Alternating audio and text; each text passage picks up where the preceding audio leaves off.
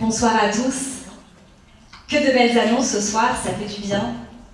Si vous me le permettez, je vous propose de continuer sur cette lancée et de continuer à parler ensemble de transformation, de champ des possibles, d'innovation. Pour ce faire, je ne suis pas seule, bien évidemment, sur scène. Et donc j'ai le plaisir d'échanger lors de cette première table ronde avec Monsieur Weiss et Monsieur Khalid Radwan. Alors avant de commencer l'exercice, messieurs, je vais vous proposer de vous présenter en quelques mots. Et donc je suis...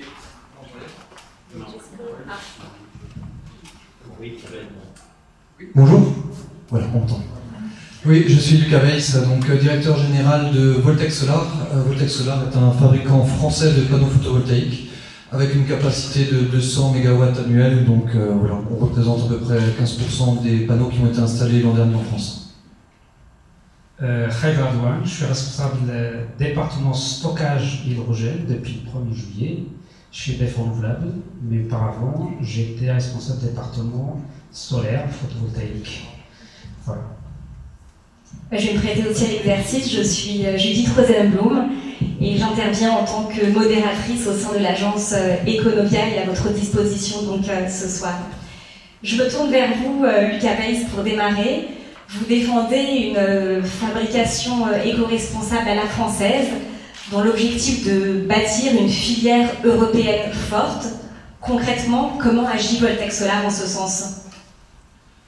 Donc Voltec Solar a cette particularité, donc voilà, c'est une entreprise qui a 10 ans, et on a eu cette particularité d'arriver à se développer pendant ces 10 dernières années, dans un moment qui était assez difficile pour l'industrie européenne du photovoltaïque, puisque ça a été pas mal déserté. Et comment avons-nous agi, comment agissons-nous pour se développer? C'était en réduisant nos impacts environnementaux, en améliorant notre bilan environnemental, en contrôlant l'impact de nos fournisseurs. Donc on a utilisé ce vecteur de différenciation pour créer une différence, et grâce à un contexte réglementaire favorable en France, on est arrivé à trouver des marchés et à trouver des leviers de croissance.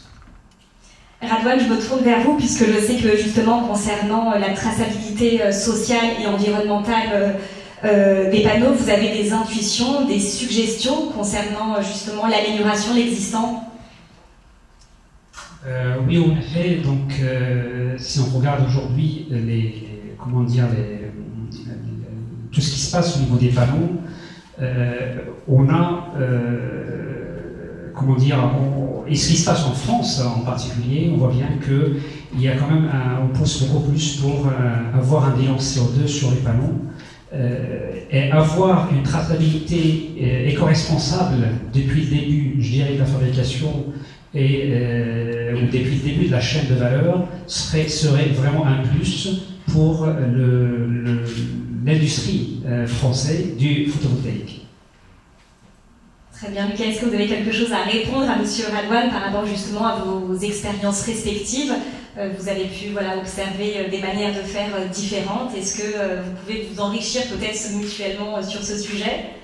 Je suis complètement en phase effectivement avec ce constat, et voilà, c'est bien ce qu'on soutient, c'est d'arriver à améliorer notre bilan environnemental. Et c'est vrai qu'on s'est vraiment engagé chez Voltec, alors notamment dans les 5 dernières années, sur cette démarche d'éco-conception. Éco-conception qui est une démarche un tout petit peu différente de celle de la démarche d'innovation standard. Quand on va faire de l'innovation, on va beaucoup chercher à augmenter la performance des panneaux, à réduire les coûts. Sur l'éco-conception, on va d'abord s'intéresser aux impacts et on va générer de l'innovation pour trouver des moyens de réduire ces impacts. Et c'est souvent en réduisant les impacts, puisque les impacts coûtent, c'est grâce à la réduction des impacts qu'on va arriver à réduire le coût des panneaux et à devenir de plus en plus performants. Si je permets de rajouter aussi sur cette conception, c'est que dans tous les cas, on n'a pas le choix, entre parenthèses, parce que améliorer l'impact environnemental et sociétal, je précise, quand on voit par exemple en Chine ce qui se passe avec les Ouïghours, en Chine, on se pose beaucoup de questions sur l'impact que ça peut faire une production, entre parenthèses, délocalisée, Donc il y a vraiment, pour moi, un plus de contrôler toute la chaîne de valeur, de A à Z, à la fois sur la chaîne de fabrication et également sur l'impact sociétal et environnemental.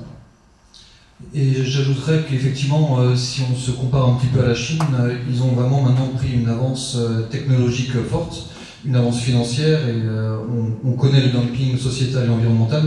Et c'est vraiment là que la fabrication européenne peut faire une différenciation, puisque l'éco-conception n'est pas encore rentrée dans la mentalité chinoise. Donc c'est vraiment un grand vecteur de différenciation. Si vous me permettez, je peux rajouter aussi, parce que j'insiste beaucoup sur le bilan CO2 aussi, parce que ce qu'on voit aujourd'hui, c'est une particularité française. Une particularité française, je dirais, il y a encore des choses à innover, parce que quand on parle de particularité française, parce que les panneaux doivent avoir un bilan CO2 le plus bas possible, mais que je sais qu'au Votech, vous travaillez beaucoup, vous avez un bilan CO2 qui est assez intéressant sur nos panneaux. C'est vrai que les Chinois y arrivent aussi. Donc après, il y a matière aussi à regarder, je dirais, descendre sur la chaîne de valeur, ou la chaîne de valeur de production des panneaux, pour essayer de capter cette richesse qui peut partir ailleurs, d'ailleurs, pour fabriquer des panneaux solaires.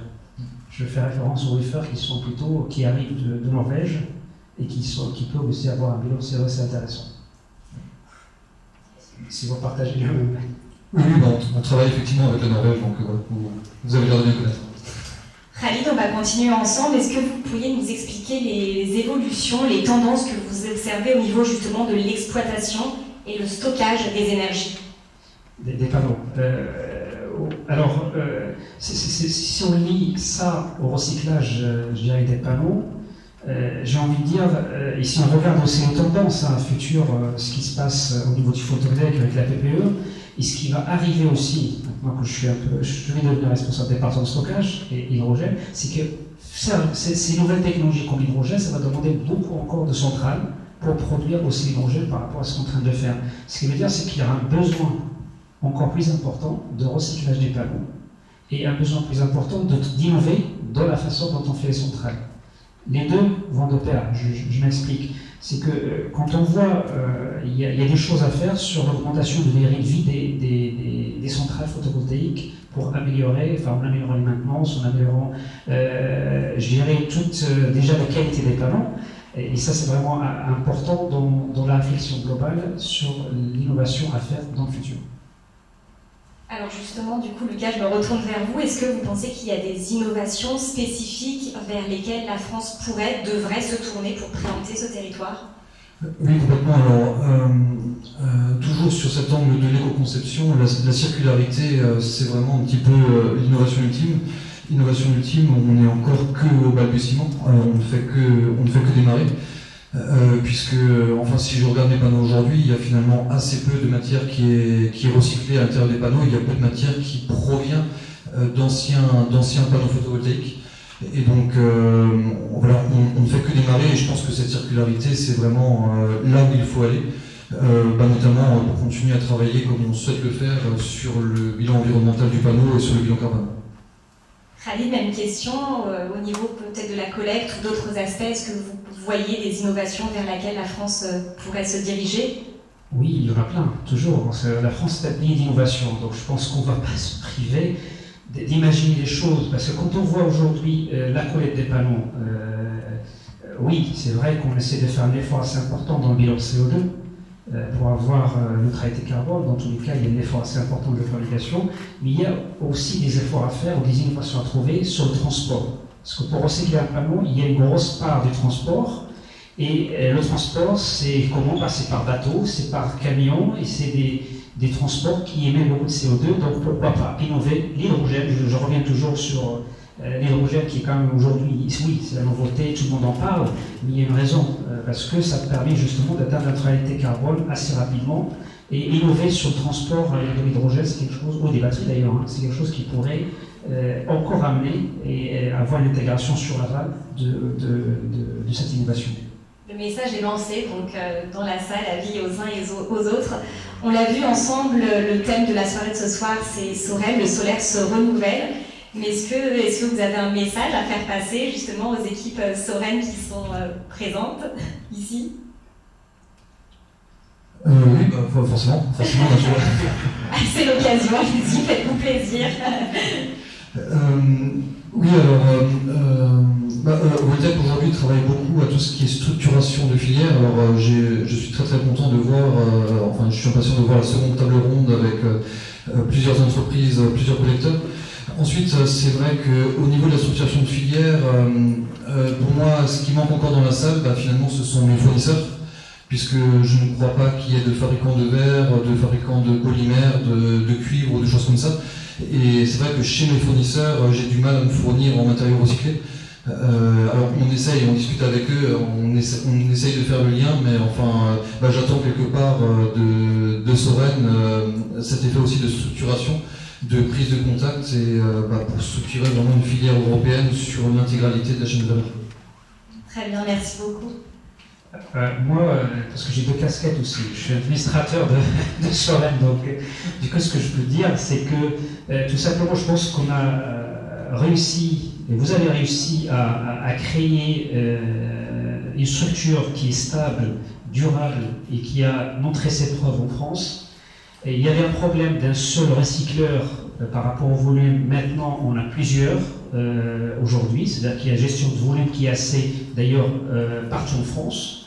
Et ce qui reste peut-être à voir, et avec toutes les innovations, on commence à voir des innovations sur le recyclage pour, par exemple, l'utilisation du fil diamant pour ne pas casser le verre et pouvoir recycler le verre. C'est l'innovation qui vient du CEA. Et pourquoi pas ne pas commencer aussi à réfléchir à exporter ce savoir-faire, qui est quand même assez particulier, à l'étranger, dans d'autres pays. Pourquoi je dis ça? Parce que on se trouve en tant que développeur, on est présent dans 22 pays aujourd'hui dans le monde, et il y a beaucoup de questions qui se posent autour du recyclage, de la possibilité de recyclage, de création de filiales de recyclage dans des pays à l'étranger. Je pense pour moi ce serait un peu peut-être le message que je voudrais passer au conseil.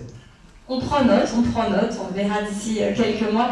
Et à contrario, est-ce que vous avez des engagements que vous avez envie de prendre vis-à-vis de notre éco-organisme Soren? C'est une question, pardon. Est-ce que vous souhaitez prendre des engagements, aller plus loin, je ne sais pas, proposer des nouvelles choses Non, moi je pense qu'enfin côté Voltaire, effectivement, on est engagé dans cette démarche de réduction des impacts. Comme le disait Nicolas, comme il l'évoquait, on ne pourra pas faire de photovoltaïque demain sans de très fortes parts de recyclé, parce qu'il n'y a simplement pas suffisamment de matière comme l'argent, qui est un des premiers éléments, ou le cuivre, qui vont venir à manquer. Donc effectivement, je pense que c'est l'engagement de tous les fabricants, on va être obligé d'utiliser de grandes parts de matériaux recyclés dans nos modules. Très bien. Khalid? Notre engagement il est un peu double en partie, parce qu'on a Photowatt qui est un fabricant de panneaux aussi, qui est dans le groupe des renouvelables, et on est exploitant en même temps. Donc du coup, notre engagement il est clair, on est déjà dans Soren et on le restera, et donc on va pousser pour que ça soit continuera de fleurir et créera des petites Soren à droite et à gauche, et ça mon engagement.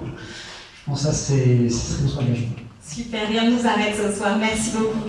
Je vous remercie infiniment, messieurs. Je vais demander du coup à nos prochains invités de